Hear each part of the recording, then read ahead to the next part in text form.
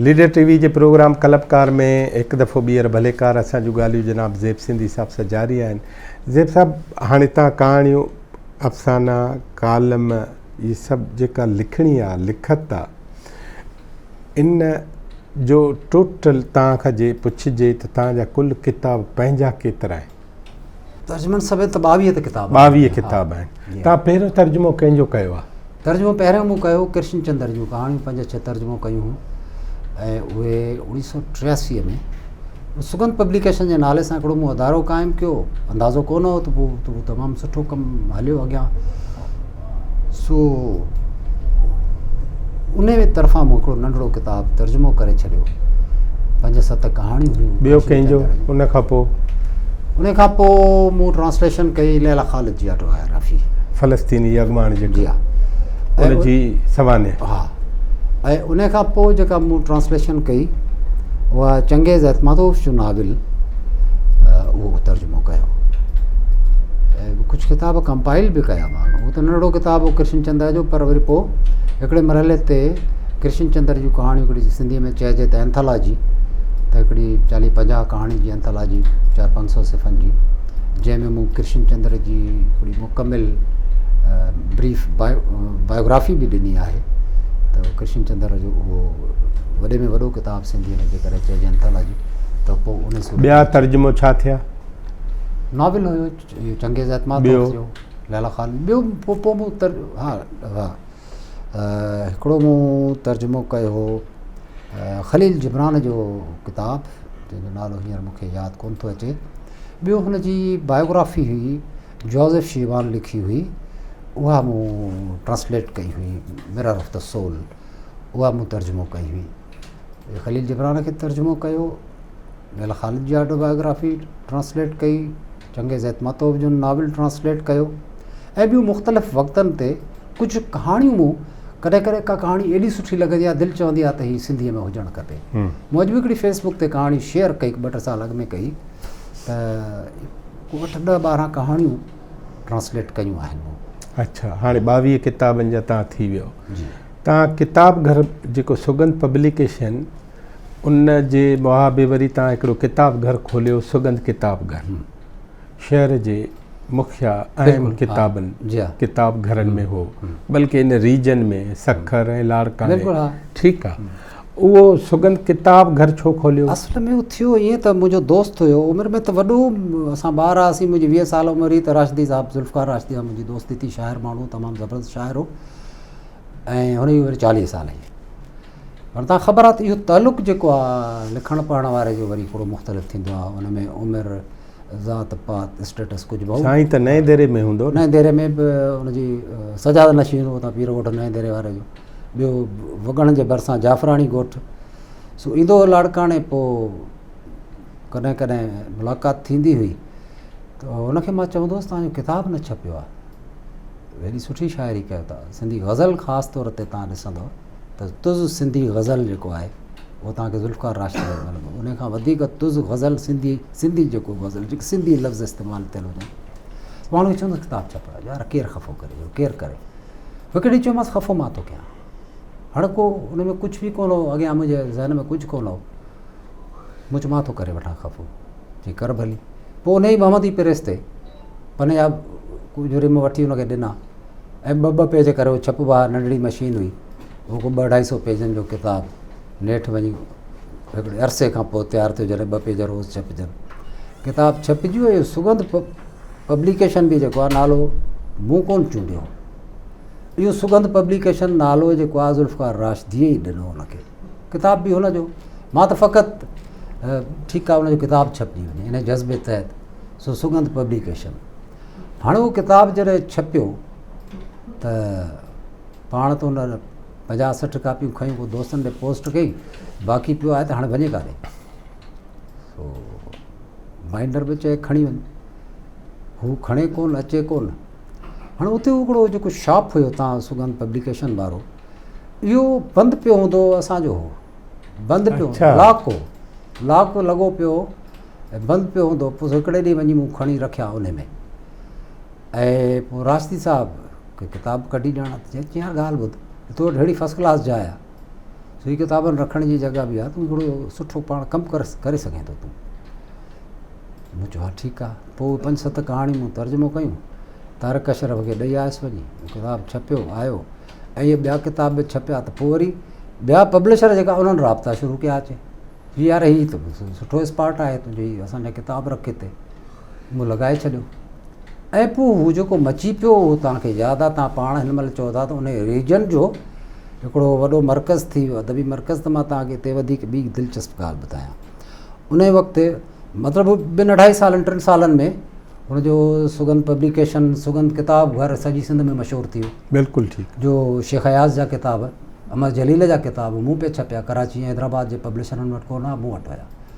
अमर जलील खे मूं सिर्फ़ु ख़त लिखियो, ख़त ते हुन मूंखे किताब न। शेख अयाज़ सां बि मुलाक़ात ई कोन हुई मुंहिंजी। फ़कीरुल लाशारी वठी वियो त कचहरी करण था हलूं, पर इतफ़ाक़ सां हुन महिल कोन हो हिते, बरसाति अख़बार जे ऑफिस में वियासीं।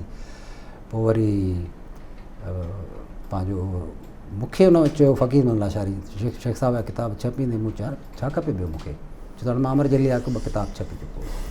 पोइ वरी को मुलाक़ात न थी त लाशारी साहिब हुन सां को ज़िक्र कयो। हिकिड़े ॾींहुं मूंखे कामरेड सोभे ज्ञानचंदाणी नियापो ॾिनो त शेख अयाज़ चयो त ज़ेब खे चयो मूंसां ॻाल्हाए। त मूं वटि फ़ोन पई, कामरेड कोर्ट खां मोटंदे पघर ॻाड़ींदो, मोटियो टांगे ते वेंदो। त मूं फ़ोन में हथु विधो त चई सब्र कर, हिन महिल न, आराम सां शाम जो पोइ फ़ोन कजांइ। मां बहरहाल इंतज़ारु कयो ऐं पोइ शेख साहिब खे फ़ोन कयो, ॻाल्हायो ऐं चई मूंखे नियापो मिलियो लाशारी साहिबु, फ़कीरुल लाशारी ॿुधाए तूं अचु कंहिं ॾींहुं, फल आचर वारे ॾींहुं मुंहिंजे घर अचु। पोइ जिनात बिल्डिंग ते जेको घर हो साईं जो शेख अयाज़ जो, उते वियुसि। उनखे शाबस आहे, मूंखे किताब कढी ॾिनई ऐं पोइ टुकड़ा टुटल सली विधा। मां छपराए खणी वियुसि, पंहिंजे वसार जेतिरो सुठो छपराए सघां थो। उन ज़माने में पके जुल्द सां, डस्ट कवर सां, आमतौर ते न हूंदा हुआ। खणी वियुसि, जॾहिं शेख साहिब वटि छपे त हुनखे ख़ुशी थी ॾाढी। चई ॿियो किताब ॾियां, मूं चयो ॾियो। पोइ ईअं हिकिड़े ॾींहुं 2 किताब ॿिया, पोइ वरी हुनजा बंदिश पियल किताब मूं छपिया उन दौर में। इहो ज़ियाजी मार्शल जो दौर हो। चयोमांसि हीअ छपिया, काक ककोरा कापड़ी खिली। चई ॻाल्हि ॿुध, हिन ते अयूब जे ज़माने में लॻी पाबंदी। ऐं मूं चयो साईं छपजनि था, पर पोइ कंहिं ॿिए मुल्क जो नालो, पाड़ेसरी मुल्क जी पब्लिकेशन जो नालो लिखी था छॾनि, त ईअं करे सघिजे थो। चई ॻाल्हि ॿुध, जेकॾहिं मां त अॻे जेल में वियो आहियां, हाणे जे फाथासीं त मां त जेल में वरी जेको आहे ॿिया किताब लिखी वेंदुसि, तूं त किताब छपाए कोन सघंदे। मूं चयोसि इजाज़त ॾींदो त मां छपाए छॾींदुसि। चई वञी छपाए, भली ॿिए मुल्क जो नालो हणी छॾ, पोइ काक ककोरे कापड़ी कुले पातम किनरो, इहे पे मूं छपाया। सुगंध पब्लिकेशन जो उन ते नालो कोन हुयो। त उहो 2-3 सालनि में एतिरो थी वियो जो हैदराबाद में हिकिड़ो डिस्ट्रीब्यूटर हूंदो हो, तकी साहिबु, शाह लतीफ़ किताब मशहूरु शाह लतीफ़ किताब घर, जिते हाणे आहे घंगरे साहिब जो, इहो असल में शाह लतीफ़ किताब घर मोहम्मद तकी हो, उन जो सोल डिस्ट्रीब्यूटर हूंदो। तकी वारा इबरत जा सोल डिस्ट्रीब्यूटर रहिया। जी हा, मशहूरु मां। हा, काविश बि उन्हनि इब्तिदा में पोइ उहा वरिती। सो तकी साहिब जा जो डिस्ट्रीब्यूटर हो सॼी सिंध जा, त हाणे मूं वटि एतिरी करे कॾहिं रश थी वेंदी हुई। ऐं मां लाड़काणे में ख़बर त इंटीरियर में 8 बजे दुकान खुलंदा आहिनि। मां वेंदो हुउसि पंहिंजी मर्ज़ी सां, जंहिं महिल वणंदो हो तंहिं महिल वेंदो हुउसि। 11 थी वञनि, 12 थी वञनि, पोइ वेंदो हुउसि पंहिंजी मर्ज़ीअ सां, पंहिंजी मर्ज़ी सां बंदि करे भॼी वेंदो हुउसि। पोइ जॾहिं वेंदो हुउसि त रश थींदी हुई, साम्हूं 2 होटलूं हूंदियूं, उतां माण्हू निकिरंदा हुया। ऐं मां एॾो मुंझी पवंदो हुउसि त हेतिरनि माण्हुनि खे मां डील कीअं कयां। ऐं पोइ कॾहिं कॾहिं एतिरा पैसा जमा थी वेंदा, मां सोचींदी केरु ॻणींदो, ईअं रखी हलियो वेंदो हुउसि ताल वणी। सो ईअं हली पियो। त हिकिड़े दफ़े मूं तकी साहिब खां पुछियो, खोखा भरे किताबनि जा मोकिले, ॿियनि पब्लिशर 100 कापियूं हिकिड़े किताब में मोकिलनि, ख़बर पए त सभु खपी। तकी साहिब खां पुछियो, मुंहिंजो ॻाल्हि ॿुधो, अदबियात किताब घर तमामु वॾो किताब हैदराबाद में, ऐं कराची में मकतब साकिया हूंदो, होॾा जूड़िया बाज़ार में अलाए किथे। इहे कराची में हिकिड़ो सुठो दुकानु हो सिंधी किताबनि जो, अदबियात तमामु मशहूरु वॾो दुकानु हो। त मूं तकी साहिब खां पुछियो, मूं चयो मूंखे इहो ॿुधाए त अदबियात खां पोइ नंबर 2 केरु आहे हाणे। त खिली चई त हाणे मूंखां तूं इहो पुछ त अदबियात खां अॻु में केरु आहे। त मां हैरान थी वियुसि, उहो केरु आहे।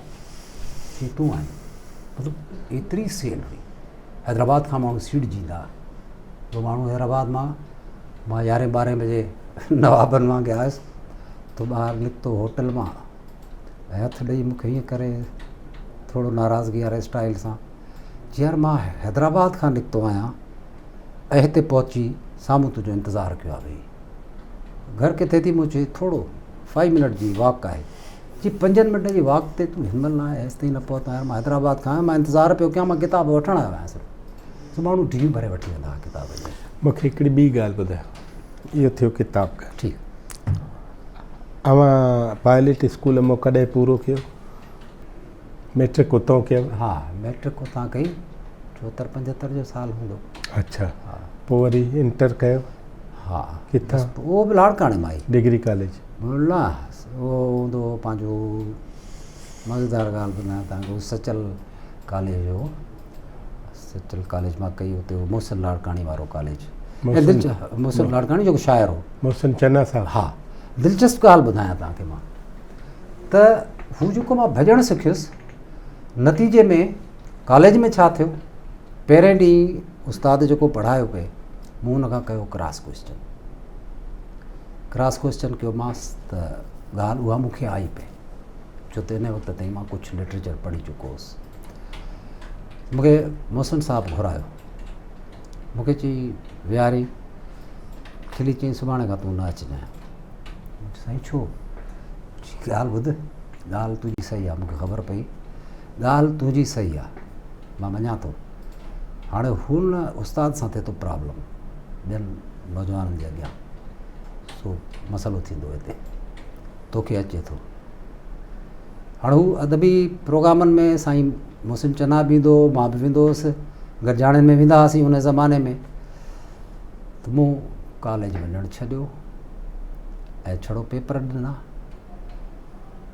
ऐं MA प्राइवेट कई सिंधीअ में जेका त मां उहा बि उतां हा उहो त डिग्री कॉलेज में इम्तिहान ॾिनो मतिलबु लाड़काणे में मतिलबु कॉलेज में मां जहिड़ो मां पढ़ी कोन आहियां पर पोइ छा थियो नौकिरी कयव पहिरें त पब्लिकेशन पोइ हिकिड़े मरहले ते डिक्लाइन थियो त जॾहिं जुनेजा साहब जी हुकूमत आई मार्शल लॉ ख़तमु थी अख़बारुनि जो सेंसरशिप ख़तमु थियो तव्हांखे यादि हूंदो त उन दौर में अख़बार ईंदी त उहा सेंसर थियल हूंदी मिसाल अमर कॉलम हूंदो तुंहिंजूं मुंहिंजूं ॻाल्हियूं त मथां सिर्फ़ु तुंहिंजूं मुंहिंजूं ॻाल्हियूं लिखियलु हूंदो हेठि सॼे जो सॼो कॉलम जो लिखियलु हूंदो वाइट पेपर हाणे जॾहिं इहा सेंसरशिप हुई त किताबनि ॾे माण्हुनि जो तवजो घणो हो ख़ासि तौर ते वरी जेके फ़िक्री किताब थियनि था पिया हाणे जॾहिं उहा सेंसरशिप ख़तमु थी त अख़बारुनि ॾांहुं माण्हू विया अच्छा घणा पोइ उते फ़र्क़ु अची वियो मूंखे बहरहाल मूंखे पंहिंजो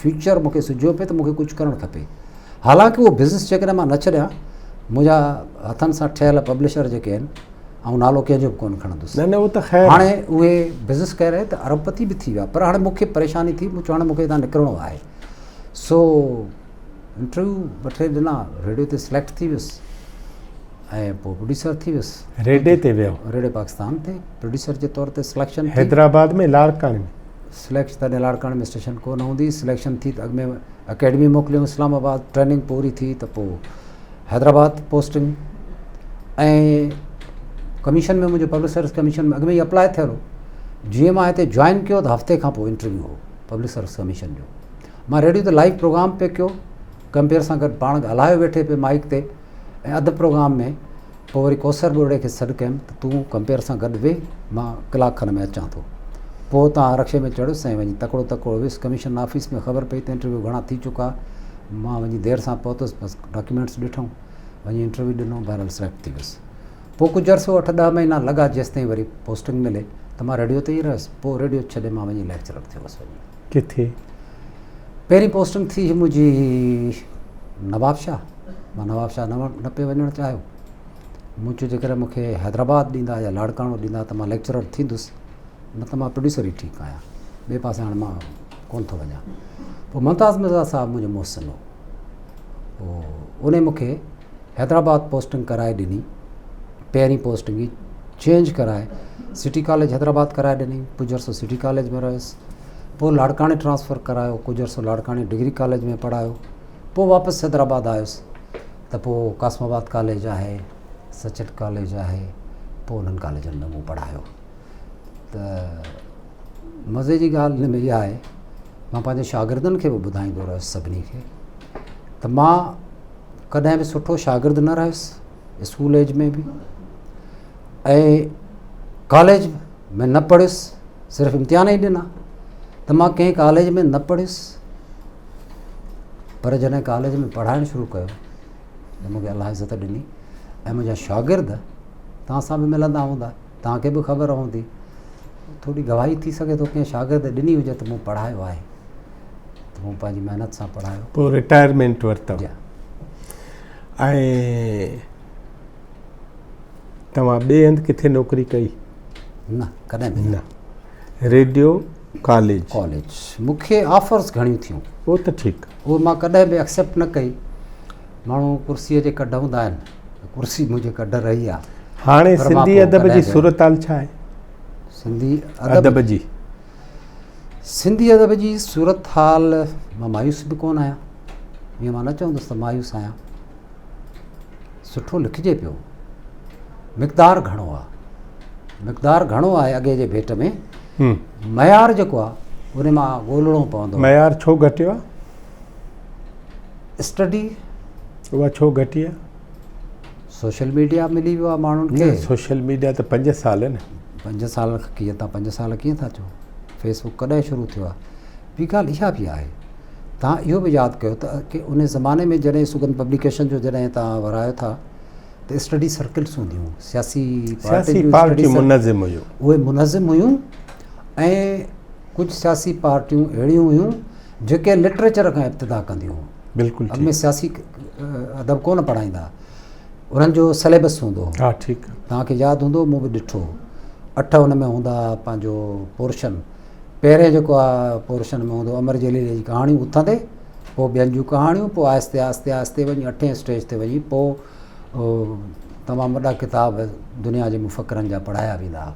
त उहे जेके स्टडी सर्कल्स हुयूं ऐं उन्हनि में तमामु घणा माण्हू ईंदा हुआ। तव्हांखे यादि आहे त केतिरा माण्हू ईंदा हुआ। सियासी तंज़ीमुनि जा हिकिड़ा अदबी विंग हूंदा, उहे ॿारनि खे पढ़ाईंदा हुया, तयारु कंदा हुया।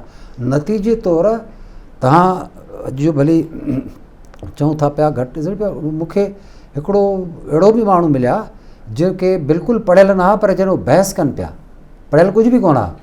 हाणे ॿुधी उन्हनि सर्कल्स में वेही हू जॾहिं बहस कंदा हुआ त मां हैरान थी ॾिसंदो हुउसि त हिन माण्हू खे त इंटरनेशनल पॉलिटिक्स जी ख़बर आहे। न पर इहे त पॉलिटिकल पार्टियुनि जा माण्हू आहे न।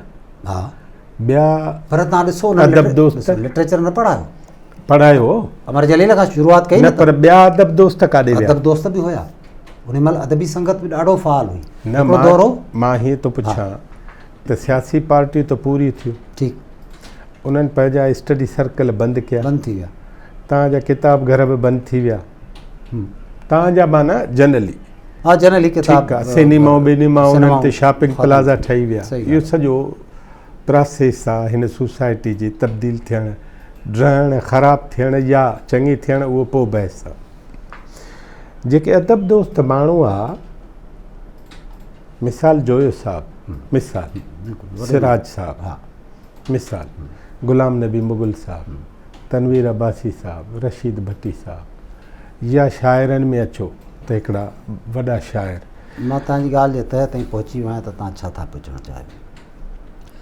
हिकिड़ो दौरु हुयो अदबी संगत जी गॾिजाणी में शेख अयाज़ बि ईंदो, इमदाद बि ईंदो, शमशुर हैदरी बि ईंदो, तनवीर अब्बासी बि ईंदो, ऐं उहे नौजवाननि खे ॿुधंदा हुया, नौजवाननि जी इस्लाह कंदा हुया ऐं नौजवान उन्हनि इस्लाह खे क़बूल कंदा, उन्हनि जी मान ॾींदा सीनियर्स खे।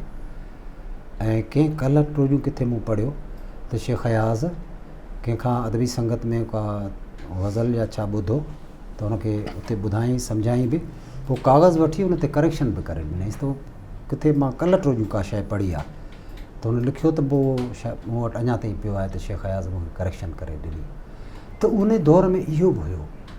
ऐं साॻे वक़्तु तव्हां ॾिसो तनवीर अब्बासी आहे, मूंखे यादि आहे मां तनवीर अब्बासी जे घर वेंदो हुउसि, हुनजे घर वेंदा हुआसीं, कलाकनि जा कलाक कचहरियूं थींदियूं ऐं हू शयुनि खे सम्झाईंदो हो, नौजवाननि खे ॿुधाईंदो हो, जहिड़ो असांजी तरबियत कंदो। हाणे उहो माहौल न रहियो आहे। हाणे ॿुधो न, हा, हाणे सीनियर विया, जेको नओं नस्ल आहे उहो महिनती घटि थियो, मयार घटि इन करे आहे न। ॾिसो असां जॾहिं लिखणु शुरू कयो आहे तॾहिं जीअं मां तव्हांखे जीअं पहिरियों ॿुधायो 3-4 अख़बारूं ऐं 5-7 रिसाला हूंदा हुआ ऐं उन्हनि में सिलेक्टेड शयूं छपियूं तारिक अशरफ जे सोणीअ में या छा ज़ेब उते साहब लिखण वारा बि घटि हुया। ज़ेब साहब हाणे तो- घणा थी विया आहिनि। ज़ेब साहब ॾिसो न, हा जेतिरा बि लेखक आहे उन्हनि जो मयार स्टैंडर्ड ॿियो हो न, बहितर हो न। अख़बारूं बहितर हुयूं, रिसाला बहितर आहे, चाहे नई ज़िंदगी आहे चाहे महिराण आहे। सोणी त सिफ़ेवल जो ॿियो रिसालो आहे न, सही आहे, तोड़े हू सरकारी रिसाला त बि उन्हनि जो मयार ॿियो आहे न, तमामु वॾो मयार हो। तमामु वॾो मयार आहे न। बिल्कुलु बिल्कुलु सही ठीकु आहे, सही ॻाल्हि आहे। हाणे उहो सिंधी अदबी बोर्ड, हाणे उहा नई ज़िंदगी, हाणे उहो शमशेर, हाणे उहो तारिक अशरफ, हाणे उहो सिराज साहब, हाणे उहो आगा सलीम, ऐं इहे सभु आहिनि किथे हाणे हो त पूरा हाणे थिया। ॾिसो तव्हां जेके रिसाला निकिरनि था पिया, जेके बि हिन वक़्तु रिसाला हा। निकिरनि था, मां पर्टिकुलर कंहिंखे तनक़ीद नथो कयां, तव्हां ॾिसो उन्हनि जा एडिटर एडिटिंग खां सवाइ छपजनि थियूं तहरीरूं। मां छा थो चवां, त इहो जेको आहे मां छा थो चवां, जी मां हिकिड़ी ॻाल्हि थो ॿुधायां तव्हांखे। मूं ख़त लिखियो सोणी में, सही, इत्तेफ़ाक़ सां मां हैदराबाद आयुसि, तारिक अशरफ साहब सां मिलियुसि। ठीकु आहे, मूंखे चई त शेख साहब माफ़ु कजो ऐं रिसालो प्रेस में वियो पए, तुंहिंजो ख़त न ॾेई सघियुमि।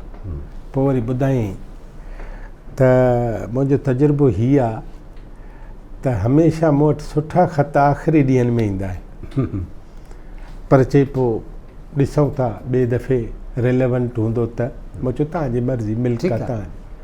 ठीकु आहे, ॻाल्हि कई, सुठी शइ लॻी हुअसि, मजबूरी बि ॿुधाई। हाणे तव्हां एडिटर बि नथा ॾिसो, प्रूफ रीडर बि नथा ॾिसो, अख़बारूं बि तव्हां ॾिसी छॾियूं।